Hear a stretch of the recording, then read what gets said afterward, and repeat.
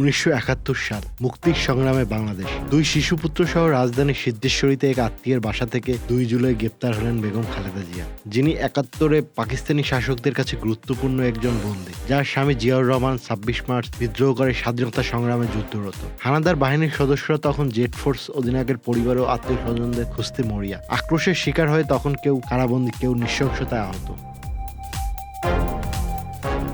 এই যুদ্ধকালেই স্বামীকে সংগ্রামে রেখে 16ই মে চট্টগ্রাম থেকে ঢাকায় আসেন খালেদা জিয়া। 2 শিশু সন্তান তারেক রহমান, আরাফাত রহমান ও কর্নেল মাহফুজের স্ত্রীকে নিয়ে লঞ্চে করে নারায়ণগঞ্জে আসেন সন্ধ্যায়। সেখান থেকে তার বোন প্রয়াত খুরশিদ জাহান হক ও বোনের স্বামী মোজাম্মেল হক জিপে গাড়িতে করে তাদের ঢাকার খিলগাঁওয়ের বাসায় নিয়ে আসেন। এই খবরও গোয়েন্দা তৎপরতায় ছড়িয়ে পড়ে মাত্র 10 দিনে।